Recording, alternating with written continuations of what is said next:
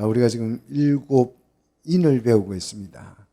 자, 일곱 인의 과정을 쭉 보시면 교회와 세상이 아주 매우 부패하고 타락하지요. 자, 이렇게 교회와 세상이 부패하고 타락하면 누가 판을 쳐요? 사단이 판을 치는 거죠. 사단은 의로운 곳에서는 역사를 할 수가 없어요. 사단은 뭘 타고 다녀요? 죄악의 물줄기를 타고 다니죠. 그래서 악한 영의 역사로 말미암아서 큰 재난을 당하는 모습을 일곱 인을 통해서 설명을 합니다. 이런 환난 속에서 하나님께서는 어떻게 교회를 보호하는가? 일곱 인을 통해서 우리가 봤듯이 그 일곱 인의 그 많은 재난들로 인해서 많은 순교자들이 나오고 그들이 제단 아래에서 탄식하는 것을 우리가 이제 배우게 될 것이고, 지난 시간에도 우리가 살펴봤습니다. 그런 환난 속에서 하나님께서 어떻게 교회를 보호하시는가? 이것이 일곱 인의 내용, 일곱 인, 마지막 일곱 번째 인의 내용입니다.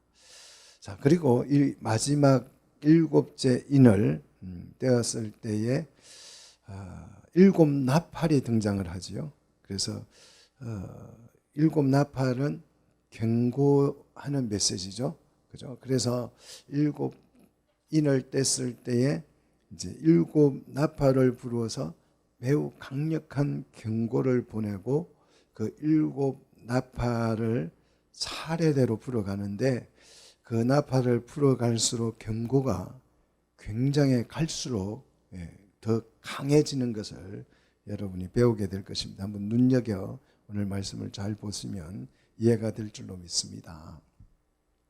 오늘은 일곱 인 중에서 마지막 인인 일곱째 인땜을 우리가 보게 될 것인데요. 자, 일곱째 인을 떼실 때 1절, 하늘이 어떻게 돼요? 반시간쯤 고요했다. 이 반시간이라고 하는 것은 짧지도 길지도 않은 시간이에요. 적절한 그런 시간을 말하는데, 정말 반시간은 우리가 30분이잖아요. 1시간의 반은 60분의 반은 30분인데 이거는 상징어예요. 그 짧지도 길지도 않은 그런 적절한 시간 동안 고요했다. 이 고요했다는 말은 침묵을 했다라는 뜻이죠. 자, 침묵이라고 하는 것은 이 두 사람이 만나서 대화를 하는데 이제 서로 할 말이 딱 끊어졌을 때에 침묵이 흐르게 되죠. 그 침묵이 흐르는 시간이 굉장히 짧지만 또 길게 느껴져요. 그렇잖아요.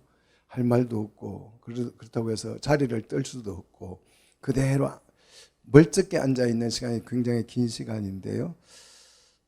이런 침묵의 시간은 어떤 의미냐면 아주 큰 일이 일어날 전조를 의미하죠. 그래서 우리 태풍 전야 이런 얘기를 많이 하잖아요. 태풍 전야에는 고요하다는, 바람 한 점 없다가 순식간에 태풍이 일어나서 덮치죠. 그래서 이 반시간쯤 고요했다, 이런 의미는 문학적으로는 예시적 고요함을 말합니다. 정말 엄청나게 큰 일들이 몰아붙일 그 전시간이죠. 자, 이런 전시간에는요, 악인들은 더 방자해집니다. 왜? 조용하니까. 악을 행해도 이게 처벌도 안 받고 하나님이 징계도 안 하고 조용하고 침묵하고 가만히 보고 계시니까 악인들은 하나님은 없어, 하나님 안 살아계셔, 지금 이 시대가 그러고 있잖아요. 하나님 그런 게 어디 있어 하면서 하나님은 없다라고 의도적으로 부정하면서 창조, 무슨 남자와 여자를 하나님 창조해서 그따위 얘기할 필요가 없어, 남자와 여자는 우리가 그냥 선택하는 거야, 이런 식이에요. 자, 그리할지라도 하나님께서 그들을 냅두시죠. 이게 뭐냐 그러면 오늘 하늘이 반시간쯤 고요하게 됩니다. 그래서 악인들은 이런 때를 만나면 더 악해지고 방자해집니다. 그런데요, 의인들은 이런 시간을 만나면 야, 이게 지금 큰 일이 일어날 징조가 막 느껴져요. 그래서 오히려 더 경성하고 경건해지고 말씀으로 돌아가려고 발부둥치고 말씀을 의지하고 더 하나님 앞에 가까이 가려고 십자가를 붙들고 그런 걸 해요. 그래서 의인들은 이런 시간에 믿음의 후흥이 일어나고 악인들은 더 악이 번성해지는 것입니다. 그래서 극명하게 갈려지는 것입니다. 자, 이게 갈려져야 심판이 임하는 거죠. 그죠? 그래서 의인들은 더 어렵게 될 것이고 말세가 되면 악인들은 더 악해질 것입니다. 그래서 여러분이 이 세상에 코로나를 겪으면서 우리가 경험했잖아요. 어떤 교회는 더 열심히 하나님 앞에 코로나가 올수록 더 열심히 기도하고 부르짖고 간구했고, 어떤 교회는 이게 문제가 있으니까 좀 어떻게 하자 조절을 해서 이렇게 했는데, 이걸 끝나고 보니까요, 코로나 그 방역의 뭐 수칙이다 뭐 돼가지고 예배 드리는 걸 게을리했던 교회는 많이 어려워졌다고 그래요. 그런데 그때는 어려웠지만 방역 수칙 그거 뭐 보다도 예배 나와서 지키는 것이 더 중요하다 해서 그때 예배 시간을 지키고 그랬던 교회들은 그때는 잠시 어려웠지만 지금은 교회가 훨씬 더 나아졌다, 그런 고백을 실제로 주변에서 많이 듣습니다. 자, 이 반시간쯤 하늘이 고요하게 있습니다. 악해지면 마지막 때가 되면 하나님께서 처벌하지 않아요. 징계하지 않아요. 냅두는 이 예시적 고요함을 허락하는 것입니다. 우리 이럴 때에 우리는 어떻게 해야 된다고요? 더 경성하고 더 깨어서 기도하고 예배에 집중하고 말씀을 의지해야 될 줄로 믿습니다.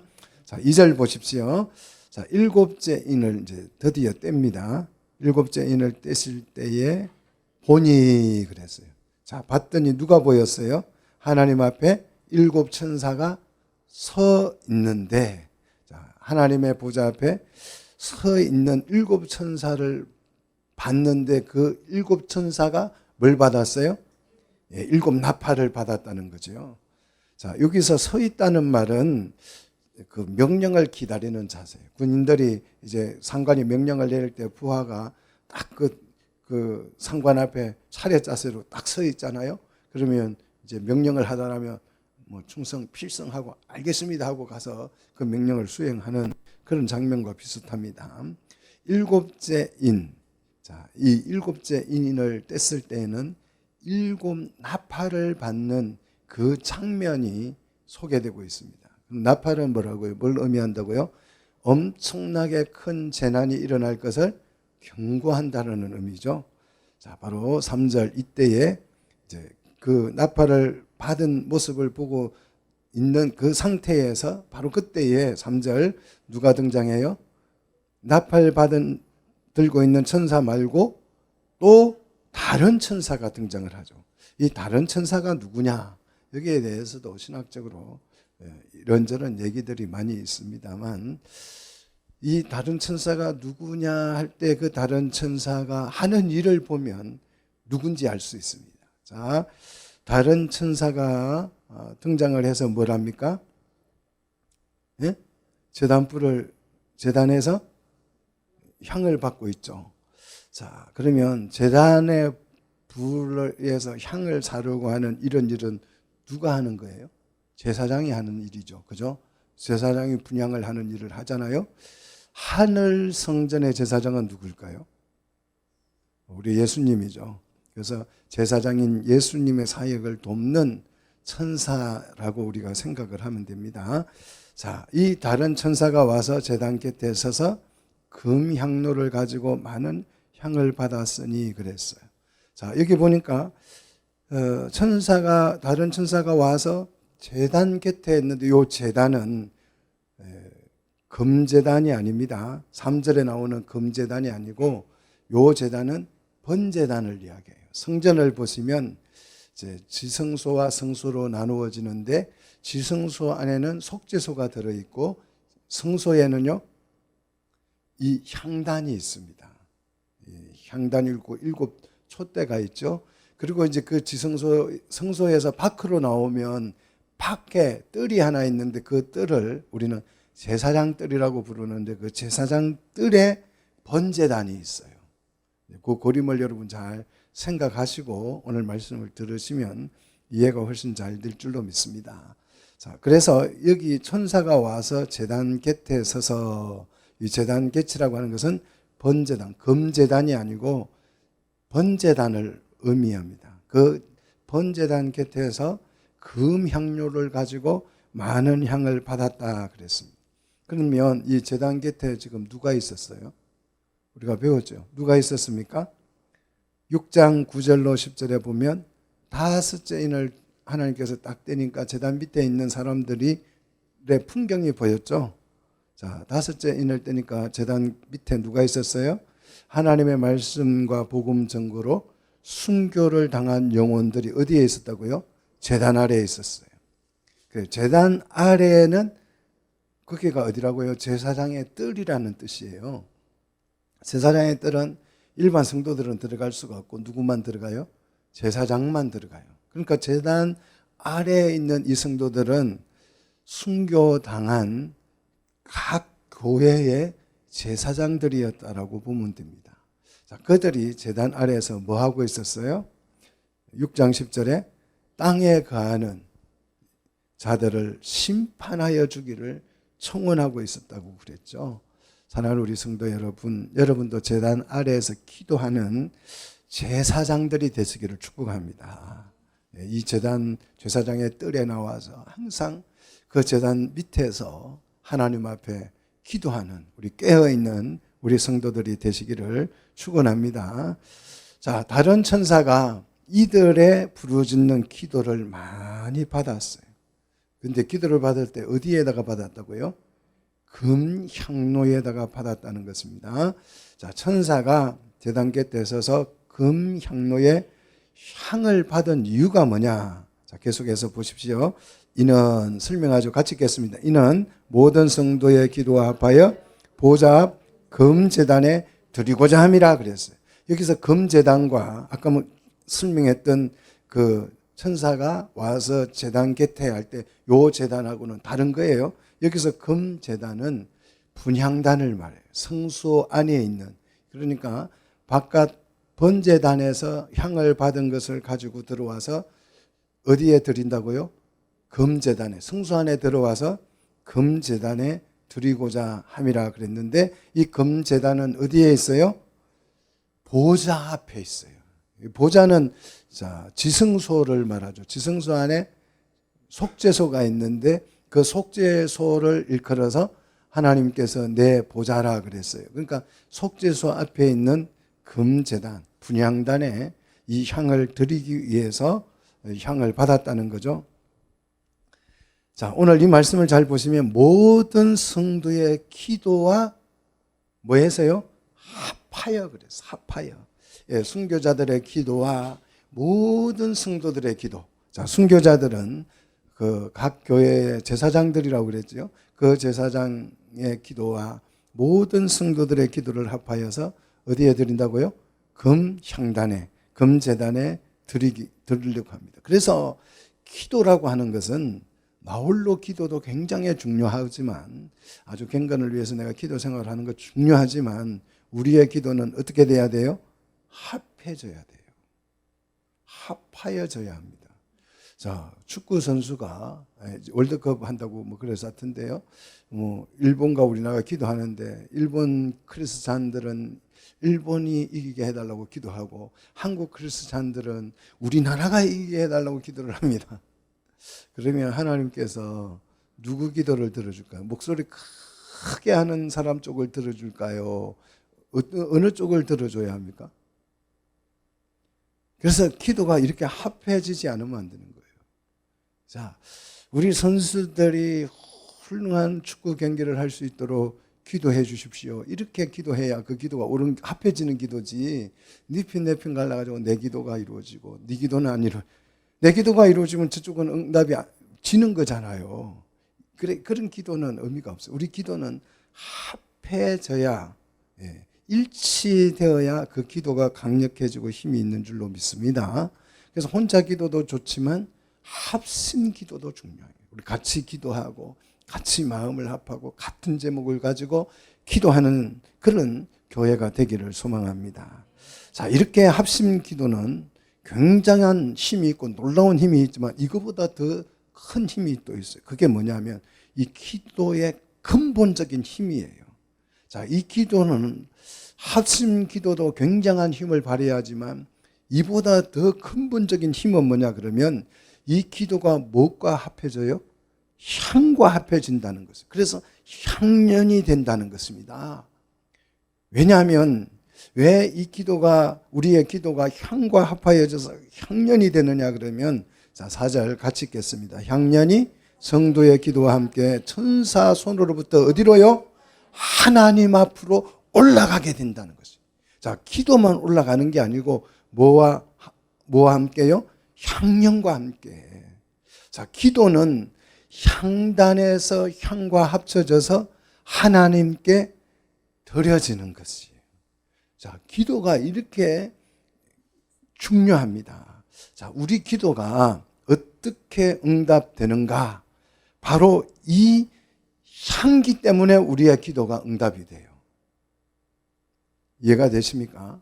어떤 분은 이 사람은 굉장히 금식도 많이 하고 경건하고 또 참 그 기도의 삶을 많이 살아가지고 이 사람은 굉장히 경건해서 이 사람이 기도하면 하나님이 응답해 주신다. 이게 천주교식이에요. 우리의 기도는 내가 경건해서 응답이 되는 게 아니고 잘 응답되는 것이 아니고 뭐 때문이요?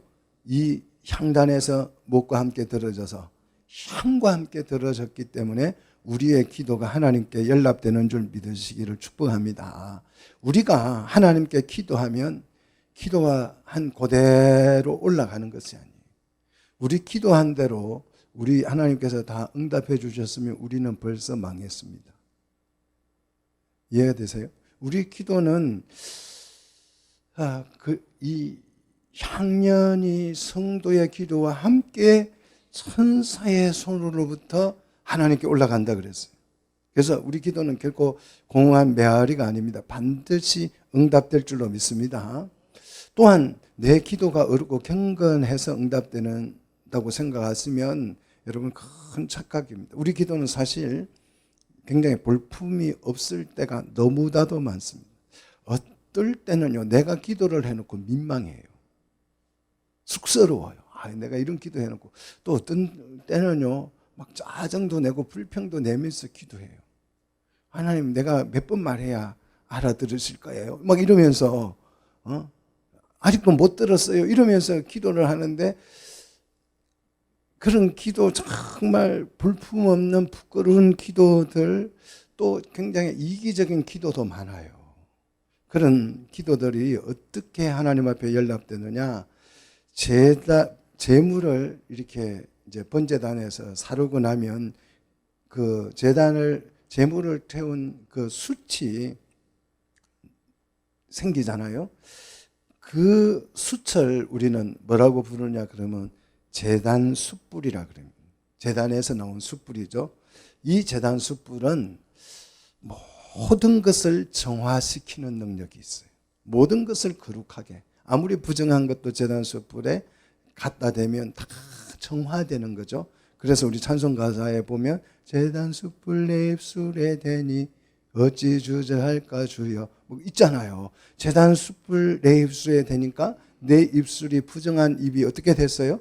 청결하게 되어서 이제 말이 거듭나 버리는 거죠. 왜 제단 숯불에 이런 능력이 있느냐 하면 그 제단 숯불에 숯불 자체의 능력이 있는 것이 아니고 제물을 태울 때에 그 보혈이 붙는 거죠. 그러니까 그 제물은 누구를 상징해요? 예수님을 상징하죠. 그 제단 숯불은 예수님의 보혈이 흐르는 숯불이에요. 그래서 향을 사를 때는 이 제단 숯불로만 사르도록 성경은 엄격한 규례를 말씀하고 있어요. 이 제단 숯 외에 다른 숯처로 다른 불로 분향하지 말라. 분향하게 되면 어떻게 돼요? 죽는다는 거죠. 그래서 민수기 3장 4절에 한번 가서 보시면 아론의 두 아들이 이름이 나답과 아비후죠. 이 나답과 아비후가 제사장이잖아요. 그 제단 숯불을 가지고 분향을 해야 되는데 요 애들이 좀 합리적이고 그런 거예요. 그러니까 제단 제물 태워 가지고 그 숯불 나오면 그거 가지고 분향을 하려니까 뭐 귀찮은 거죠. 그래서 부엌에 가서 아궁이에 있는 숯을 담아다가 분향을 했어요. 그랬더니 어떻게 됐다고요? 적사했다는 거죠. 제단 숯불이 아닌 다른 불로 분향을 하면 죽는다는 거죠. 자, 우리 울퉁불퉁한 기도가 어떻게 응답이 되는가? 바로 제단 숯불로 살은 뭐 때문에요? 향기로운 향기와 함께 들어지기 때문에 우리 기도를 하나님이 기뻐 받으시는 줄 믿습니다. 이 향년은 고운 향내음을 말하죠. 향기를 말하죠. 자, 우리 기도는 이 제단 숯불에 의해서 깨끗하게 정화되어져서 하나님 앞에 드려지는 것입니다. 그래서 그 정화된 기도가 너무 귀하기 때문에 어디에 담는다고요? 금향로에 담아요.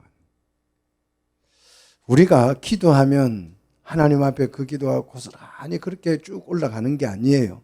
하나님이 받으실 만한 기도로 이 향에 의해서 정화되어져서 하나님 앞에 드려지는 것입니다.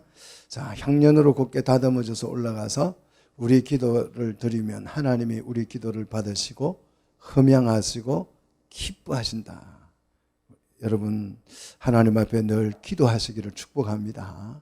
그러면 금학로에 담겨져서 내 기도가 깨끗하게 정화되어서 하나님 앞에 연락될 줄로 믿습니다.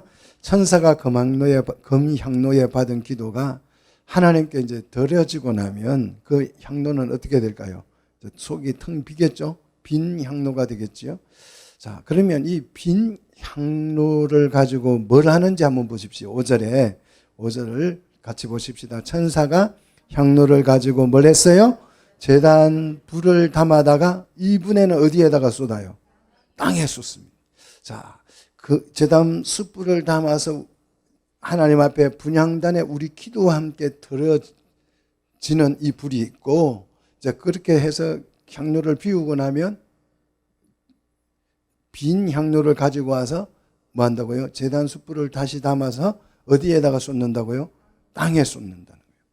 자, 같은 제단 숯불인데요. 하나는 향을 사르는 향단의 숯불이 됩니다. 믿습니까? 자, 향을 사르는 그 제단의 숯불이 되고, 하나는요, 땅에 쏟는 심판의 불이 되는 거예요. 자, 레위기 10장 2절을 한번 보십시오. 10장 2절을 보면 불이 여호와 앞에서 나와서 그들을 삼킴에 여호와 앞에서 죽었다 그랬어요. 불이 여호와 앞에서 나왔다는 말은 어디에서 나왔다는 말이에요? 이 금향로에서 제단 숯불이든 그 불이 나와서 그들을 삼켜버렸다라는 뜻이에요. 그래서 여호와 앞에서 그들이 죽었다라는 거죠. 자, 민수기 16장으로 가서 보시면 굉장히 중요한 내용이 나오죠. 자, 민수기 16장에는 고라 자손이 등장하는데 이 고라 자손이 반역을 하죠. 원망과 불평을 하면서 모세와 아론에게 당신들만 제사장이냐, 당신들만 하나님께 제사장으로 부름을 받은 것이냐, 우리도 같은 레위 지파가 아니냐, 레위 자손이 아니냐 하면서 우리도 같이 제사장 노릇 좀 하게 해달라. 우리는 맨날 왜 그 무거운 그 천막이나 메고 다니라 그러고, 이거 너무 불공평하다 이거 세상. 바꾸라. 예, 제사장, 우리도 제사장 노릇 좀 하면서 존경도 받아보자. 뭐 이래가지고 반역이 일어나요. 그래서 이제 이 모세가 고레와 자손 250명에게 향로에 불을 담아오게 합니다. 자, 분향할 이 숯불을 담아오게 하는데 제사장의 자격이 있는 사람만이 분향을 할 수 있는 거잖아요. 분향을 할 수 없으면 제사장이 될 수가 없는 거죠. 그래서 이제 이 향로에다가 향을 담아 오도록 해서 그 향로를 가지고 옵니다. 250명이 자, 그래서 민수기 16장 35절 같이 한번 읽겠습니다. 여호와께로부터 같이 읽습니다. 여호와께로부터 불이 나와서 분향하는 250명을 어떻게 했다고요? 살라버렸다는 것이죠. 자, 여호와께로부터 여기서 향로에서 불이 나와서 분향하는 250명을, 그러니까 분향하는 일이 잘못됐다는 거예요. 이들은 제사장의 자격이 없다라는 것을 말씀하신 것입니다. 자, 제단 숯불을 쏟았더니 어떤 일이 일어났어요? 땅에다가 쏟았더니 우레와 음성과 번개와 지진이 나더라 그랬어요. 왜 우레와 음성과 번개와 지진이 이 제단 숯불을 쏟으니까, 땅에 쏟으니까 났습니까? 이 제단 곁에서 기도했던 내용이 향과 함께 하나님 앞에 들어져서 응답되는 내용을 보여주는 것이에요. 자, 그래서 이 제단 밑에서 무슨 기도를 드렸다고요? 땅에 거하는 자들이 거하는 자들을 심판하여 주기를 청했다고 그랬잖아요. 제단 밑에 있는 그 순교자들이. 자, 우리의 기도가 하는 대로 하는 쪽쪽 다 응답되는 게 아니에요. 때로는 이렇게 오랜 시간을 기다리게 합니다. 그래서 적절한 때에 그 기도가 반드시 응답될 줄로 믿습니다. 땅에 거하는 자들이 이로 인해서 4분의 1이 목숨을 잃게 되지요. 자, 기도는 결코 여러분 헛되지 않습니다. 단지 지연될 뿐입니다. 믿습니까? 지연되는 이유는 때를 기다리는 것입니다. 믿습니까? 우리의 기도는 때를 기다릴 뿐이지 응답되지 않는 기도는 없습니다. 우리의 어떤 기도든지 다 하나님께서 그 기도를 정화시켜서 응답을 해주시기 때문에 때로는 우리가 응답을 받았어도 응답 받았는지를 모르고 지나갈 때도 너무 많습니다. 그래서 시간이 한참 지나서 세월이 지나서 문득 그 생각이 나면 은혜가 되는 거죠. 저도 이제 고등학교 졸업하고 우리 선배가 그 선배는 이제 신학교를 가게 되고 저는 군대를 가게 되는데 그 날짜가 겹쳤어요. 이제 신학교 입학 시험 치는 날, 수능 치는 날과 제가 군대 가는 날이 일치했어요. 그게 이제 11월 20 날이었었는데요. 그 친구가 군대 가기 전에 저보고 그러다 우리 산에 가서 기도원에 가서 일주일간 우리 기도하자. 너는 군대를 위해서 기도하고 자기는 신학을 위해서 기도하고 그렇게 이제 약속을 해서 일주일간 기도하는데 3일은 금식하고 3일은 이제 밥 먹고 기도하고 이렇게 약속을 하고 산에 가서 기도를 했어요. 그때 제가 가서 기도했던 내용이 그 선배가 이제 먼저 군대 갔다 왔으니까 야, 포병으로 가면 신앙생활 하기가 편하대. 그게 가르쳐 줘가지고 포병을 가도록 기도해라. 그래서 금식을 3일 하면서 포병으로 보내주세요. 이렇게 기도했어요. 근데 참 그때 바보스러운 게 제가 이미 영장을 받았거든요. 군대 가기 전에 이미 영장을 가지고 있었거든요. 그 영장에는 일빵빵 이렇게 적혀 있어요. 일빵빵. 일빵빵 여자분들은 모르죠. 그냥 소총수라는 육군의 소총수 일빵빵의 그 보직이. 그런데 그거 뭐 군대를 안 가봤으니 그것도 모르고 그냥 그 영장에 일빵빵이라고 나와 있는 그것도 모르고 그냥 주님 나를 포병으로 보내주시옵소서 그렇게 기도하고 그냥 이제 군대 갔어요. 군대 끌려가가지고 얼떨결에 뭐 그 신금 다시 받고 훈련소에 가서 막 훈련하고 하니까 그 기도를 뭐 까마득하게 잊어버렸죠. 그리고 저는 8사단의 육군 보병 훈련소에 입소가 돼가지고 열심히 그냥 훈련을 받고 있는데 어느 날 갑자기 상부에서 이상한 군인들이 오더니 30명의 이름을 부르는 거예요. 그 150명 입소했는데 150명 중에 30명을 부르더니 한쪽으로 서더니 서라 하더니 너희들은 오포야. 그리고 그냥 갔어. 그 말만 하고 너희들은 오포야 하고 갔어요. 그래서 오포가 뭔지 알 수가 없어요. 그래서 이제 조교한테 물어봤어요. 오포가 뭐 하는 거예요? 물어봤더니 나도 잘 모르겠는데 아마 포병인 것 같다 이러더라고요. 그래서 나중에 알고 보니까 처음으로 그 8사단 그 사단 교육대에 30명을 5군단 포병으로 뽑은 거예요. 거기에 제가 27번째로 뽑혔어요. 30명 중에서. 그래가지고 이제 포병 5군단 포병으로 입대는 8사단으로 들어갔는데 이제 근무는 5군단 포병에서 이제 근무를 하게 됐습니다. 그래서 이제 2등병 돼가지고 이렇게 봄이 됐어요. 제가 겨울에 입소했는데 봄이 돼서 이제 그 초병을 이렇게 서고 있는데 햇빛이 참 따뜻하게 이렇게 이 그 초소 안으로 햇빛이 쫙 들어오는데 따뜻하니 기분이 참 좋더라고요. 희한하게 그날. 그런데 머릿속에 딱 스쳐 지나가는 것이 기도했던 게 생각나는. 그때서 내가 포병을 위해서 기도했었지. 그랬더니 하나님이 이렇게 응답해 주셨네.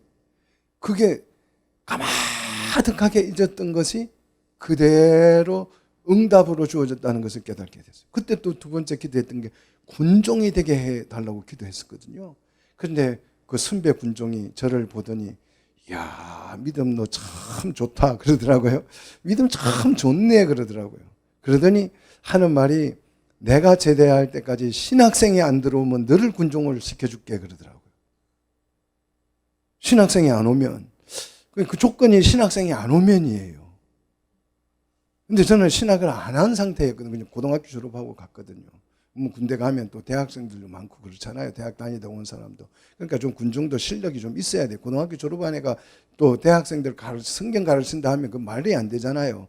그런데 이제 믿음이 좋으니까 이 군종이 잘 본 거예요. 그 애는 그 선임 군종은 장로교 신학대학에 다니다가 2년 다니다가 왔던 사람인데요. 너무 이 설교를 잘하니까 군대는 웅변 대회를 해요. 근데 이 선배가 웅변 대회 나가면 다 상을 휩쓸어 오는 거예요. 그러니까 말빨이 그렇게 좋은 거죠. 그래서 그런 이제 군종이 오직 신학도 안 한 저를 보고 너는 믿음이 좋으니까 다른 후임자가 안 오면 너를 군종 후계자로 세워줄게. 이러고 이제 갔는데 그 말을 듣는데 아이고 신학생 안 올 거야. 이 확신이 오는 거예요. 그래서 그 선배가 졸업할 때까지 신학생이 아무도 안 왔어요. 그래서 제가 거기에서 부대 군종을 또 맡아가지고 했지 않습니까? 하나님의 기도는, 우리가 드린 기도는 깨끗이 정화되어서 하나님 앞에 때가 되면 응답되는 줄로 여러분 믿으시고 한번 기도에 도전을 해보시기를 축복합니다. 자, 7째 인을 뗐더니 우리 기도가 온전히 응답이 되었습니다. 이게 축복입니다. 믿습니까?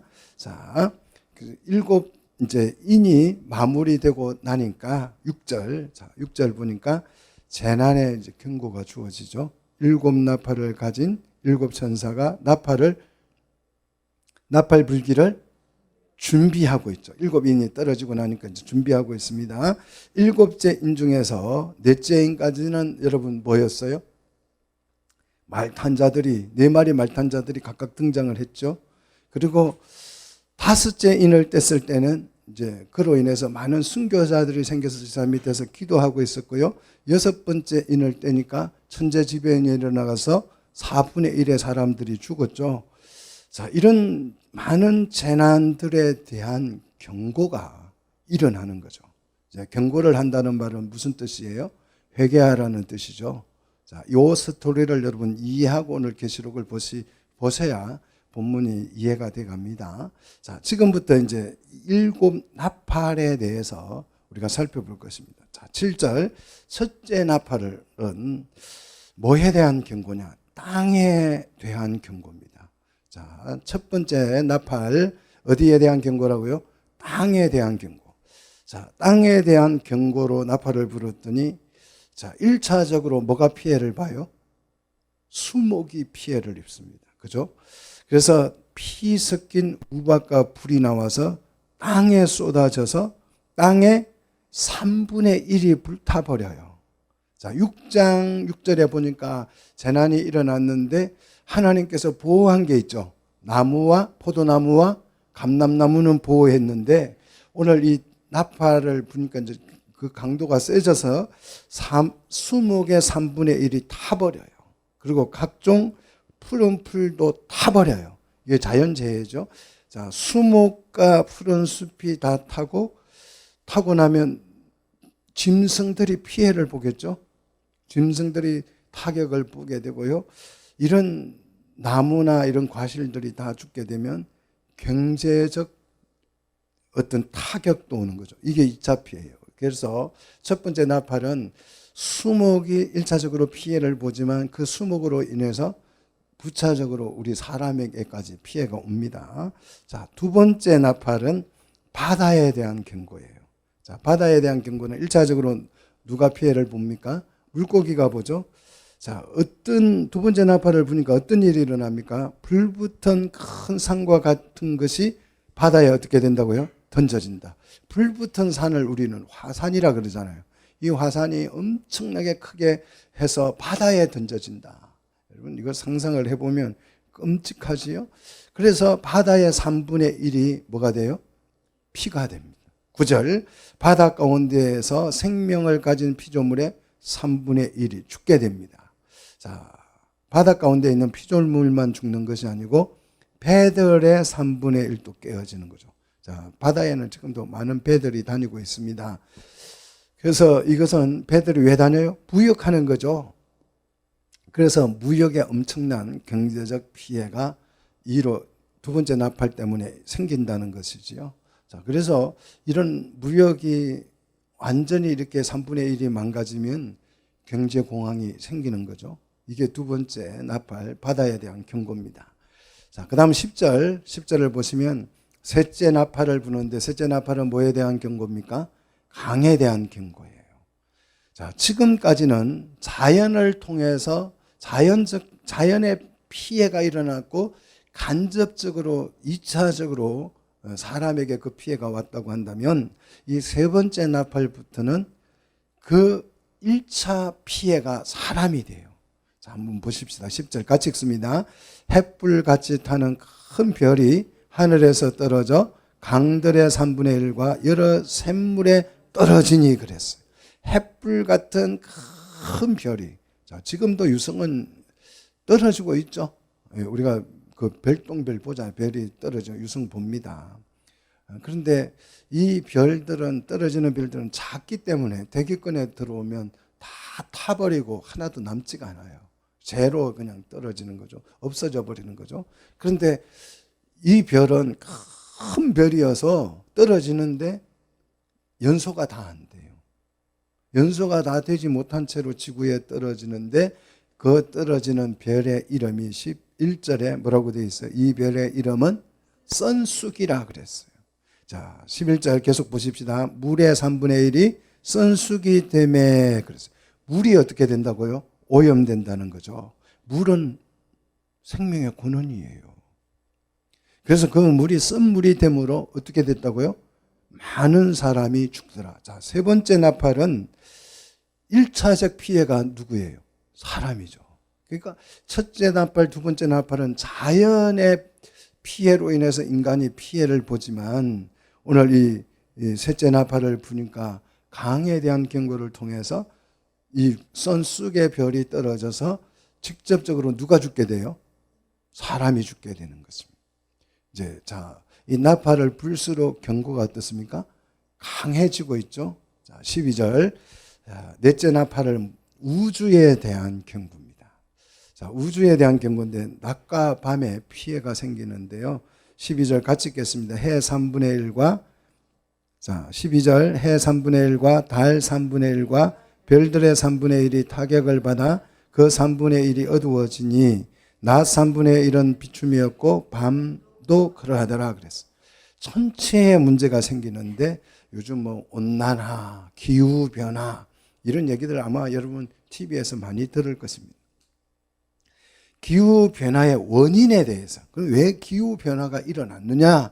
우리 이제 기상학자들이나 모든 학자들의 기후변화의 주범은 환경오염이다. 그래서 분리수거 잘해라. 막 이렇게 해가지고 엄청 환경오염에 대한 강조를 많이 합니다. 그런데 환경오염 때문에 기후변화가 일어난다고 주장하는 학자도 많지만 에이 무슨 환경오염 때문에 무슨 기후변화가 있어. 아니야, 환경오염 때문에 기후변화가 오는 게 아니야, 이렇게 주장하는 학자들도 굉장히 많습니다. 이유야 어찌됐든지 간에 이런 작은 기후변화에도 세상이 어떻게 돼요? 굉장히 심각해집니다. 우리가 요즘 많이 경험하잖아요. 기후변화, 이 환경의 변화로 인해서 이게 비가 왔다가 안 왔다 그러고 폭우가 쏟아지고, 정말 이 기후변화의 약간의 변화에 의해서도 이런 엄청난 피해가 발생을 합니다. 근데 실제로 해의 3분의 1이, 달의 별의 3분의 1이 타격을 받으면 어떤 일이 일어나겠습니까? 낫의 3분의 1이 없어진다? 어떤 일이 일어날 것 같아요? 식물이요, 1조량의 부족으로 인해서 열매나 꽃을 피우지 못합니다.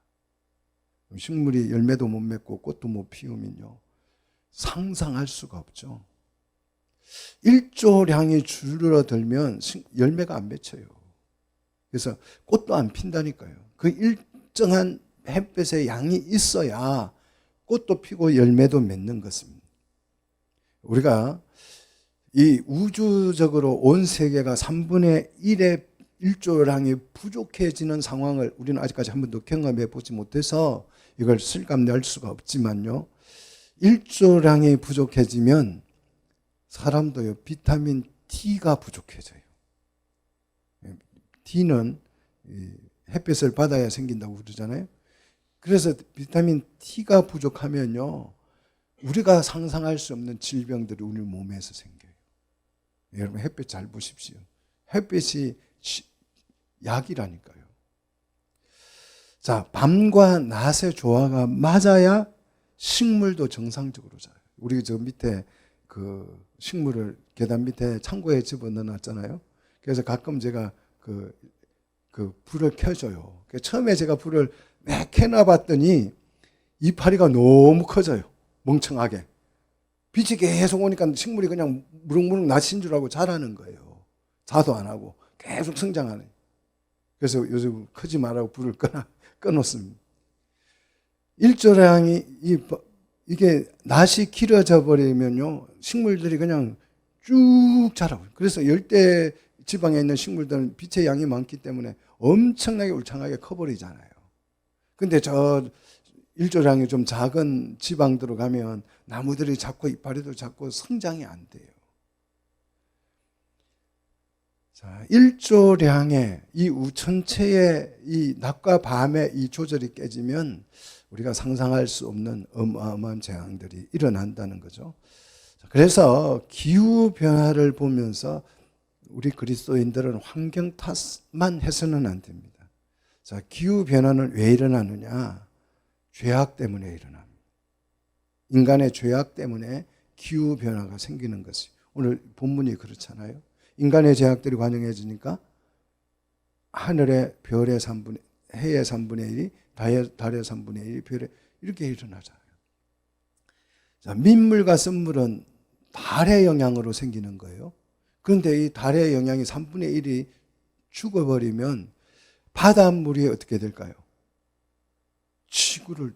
육지를 덮치죠. 이 조절을 안 해주면. 민물 들어올 때에 달의 영향이 줄어들어 버리면 그 물이 어디까지요? 육지까지 들어요. 그게 쓰나미가 되는 거예요. 또 끌어당겨줘야 되잖아요. 민물로 바다로 물을 당겨줘야 되는데 그게 안 당겨지면 어떻게 됐어요? 엄청난 피해가 일어나는 거죠. 자, 기후변화, 환경 문제, 저는 잘 모르겠어요. 환경 때문에 그러는 거, 이산화탄소 때문에 그러는 건지 잘 모르겠습니다. 그러나 확실한 것은 죄와 관련이 있다는 것은 분명합니다. 왜냐하면 농경사회 때 환경오염이 없을 때에도요, 역사책을 보면 지진과 자연재해가 더 많았어요. 더 많았습니다. 조선시대를 볼 것 같으면요, 가뭄이나 이런 걸로 인해서 많은 사람들이 죽었는데 조선시대는요, 전 국민이 우상숭배를 했습니다. 한 명도 빠지지 않아요. 우리 조선은 전부 다 제사상 놓고 막 넙죽넙죽 절하면서 그 귀신들을 숭배했습니다. 그리고요, 이 첩제도가 있어가지고요, 이 남자들이요, 그냥 첩을 서너 명씩 끼고 살았어요. 그리고 여자들 보고는요, 질투하면 쫓겨나. 이 법을 만들어서 질투도 못하게 했습니다. 그리고 또 조선시대에는 노예들이 있었잖아요. 주인들이 그 여자 노예들은 다 강간하고 겁탈했어요. 근데 그게 아무렇지도 양심적 가책을 전혀 안 느꼈어요. 그냥 재미로 생각해요. 그러면 여러분 생각해 보십시오. 내가 노예 신분이지만 주인에게 갑탈을 당하고 강간당하고 정말 이루 말할 수 없는 거잖아요. 그런 죄악이 가득했기 때문에 조선이 흉년으로 인하여서 많은 사람이 죽고 결국은 나라가 망했잖아요. 우리가 뭐 일본을 뭐 방비를 안 해서 뭐 어째서 별 얘기 뭐 속아서 나라를 합방하고 했지만 그런 거 아니에요.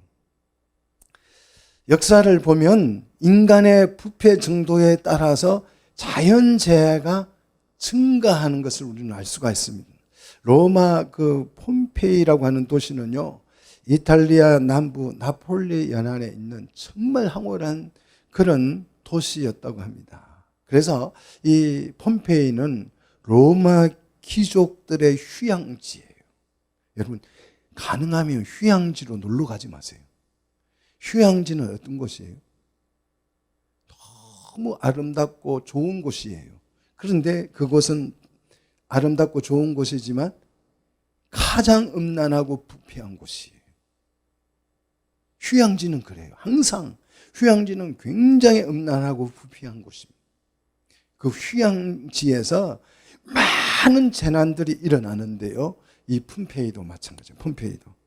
폼페이도 굉장히 성적인 부패와 타락이 일어났던 곳이 바로 이 폼페이라고 하는 도시인데, 학자들은 베수비오 화산이 돌연 폭발을 해서 뜻밖의 일어나서 그 도시가 완전히 멸망해버렸다, 이렇게 역사학자들은 기록을 합니다. 뜻밖의 돌연히 화산이 폭발해가지고 하와이도 굉장히 살기 좋은 곳인데 거기에도 지금 화산이 훨훨 타고 있다는 얘기를 듣고 있어요. 가능하면 휴양지로 여러분 가지 마세요. 그 가까이 살지도 마십시오. 그건 죄악이 관영한 곳입니다. 그래서 폼페이라고 하는 도시 전체가 뜻밖의 화산이 폭발해서 멸망해버립니다. 왜 그랬을까요? 화산이 왜 뜻밖의 갑자기 폭발을 합니까? 소돔과 고모라가 우연히 멸망했습니까? 우연히 멸망했어요? 그 도성의 죄악이 관영했다고 그랬어요. 사람이 죄를 지으면 자연이 분노하게 돼요. 이게 하나님의 창조의 원리예요. 그래서 아담과 하와가 죄를 지었더니 땅이 어떻게 됐어요? 뭘 냈어요? 가시와 엉겅퀴를 내는 것이에요. 인간의 죄와 피조물 간의 연관관계가 있습니다. 고라 자손이 반역을 했을 때에 갑자기 땅이 어떻게 됐어요? 갈라져서 삼켜버렸다니까요. 자연재해와 죄악은 여러분 연관이 있습니다. 이 상관관계를 이해하면 세상이 어떻게 될지 보여요. 제가 지금 차오르고 있잖아요. 도를 넘고 있잖아요. 여러분 아시죠? 죄가 도를 넘어가고 있습니다. 자, 자연재해와 죄가 관계가 있다는 것을 여러분이 이 계시록을 통해서 꼭 배우셔야 돼요. 그래서 세상을 볼 줄 알아야 합니다. 자, 그 다음 네 번째 나팔 후 얘기입니다. 네 번째 나팔을 불고 난 후에 어떤 일이 있느냐. 내가 또 보고 들으니 13절 뭘 듣습니까? 같이 읽습니다. 공중에 날아가는 독수리가 큰 소리로 이르되 땅에 사는 자들에게 화가 있으리니 이는 새 천사들이 불어야 할 나팔 소리가 남아있음이로다 하더라. 자, 우리 네 가지 나팔까지 불었어요. 자, 이 넷째 나팔 후에, 네 번째 나팔 후에 경고 메시지가 딱 떴어요. 경고 메시지가 떴는데 뭐라고 떴느냐 그러면 땅에 사는 자들에게 뭐가 있다? 화. 세 개의 화가 있다. 왜냐? 아직 7나팔 중에서 4개 불고 몇 개가 남았어요? 마지막 3개 남은 이 나팔이 지금까지 있었던 재난은 약과다 이 말이에요. 더 큰 화 3가지가 일어난다는 것입니다. 자, 지금까지 나팔을 불었을 때는 강에, 첫 번째 나팔을 불었을 때 땅에 3분의 1이 죽었죠. 땅에 대한 경고죠. 두 번째 나팔은요? 바다에 대한 경고였죠. 바다의 3분의 1이 죽었습니다. 세 번째 나팔은요? 강의 3분의 1이 죽었어요. 네 번째 나팔은요? 천체의 3분의 1이 망가졌어요. 그런데 이제 네 번째 나팔, 이 3분의 1만 망가진 것은 엄청난 일이에요. 우리가 뭐 무슨 서천 화재 하면 뭐 그 얼마 정말 그 사람들은 엄청난 큰 일을 당한 거지만 우리나라에 보면 정말 소수잖아요. 세월호 뭐 300명 이건 얼마 안 되는 거잖아요. 근데 3분의 1이 죽는다고 생각해 보십시오. 6.25 동란이 일어났어도 우리 인구의 3분의 1이 죽은 거 아니에요. 그런데 3분의 1이 죽었다는 것은 어마어마한 것입니다. 어마한 것. 그런데 이것이 은혜입니다. 3분의 1만 파괴된 것이 은혜, 하나님의 큰 은혜예요.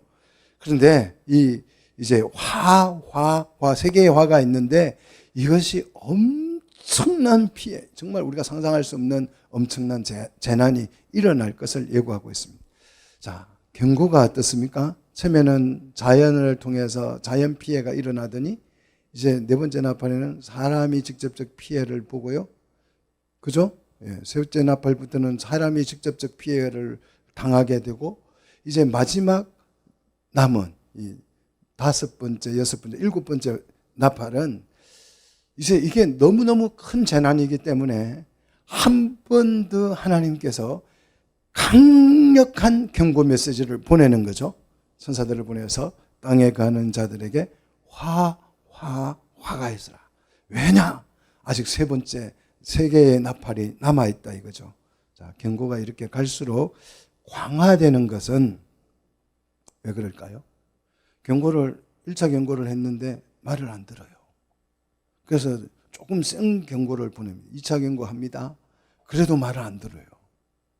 그 다음은 세 번째 경고를 보내서 직접적으로 한 대 막 두들겨 패줍니다. 사람이 직접적으로 타격을 받도록. 그래도 말 안 들어요. 그러니까 이번에는 이제 하늘의 천체가 막 흔들려서 엄청난 피해가 와요. 그래도 말을 안 들어요. 무슨 뜻이에요? 사람이 갈수록 강팍해진다. 얼마나 강팍해질지 몰라요. 예수님이 이 강팍함을 이렇게 표현했잖아요. 내가 좋은 얘기해도 기쁜 얘기해도 웃지도 않고 슬픈 얘기해도 울지도 않더라. 그만큼 우리의 감정이 메말라 버려요. 이성만 살아가지고 그냥 모든 걸 이성적으로 판단을 하고 감정이 없어져 버린. 그래서 사랑이 어떻게 돼요? 말세가 되면 식어버린다니까요. 그래서 요즘은 이제 결혼도 안 하려고 그래요. 결혼 안 하고 싶어 해요. 사랑이 없어요. 그냥 엔조이만 있고 즐거움만 있고 그냥 쾌락만 있고요.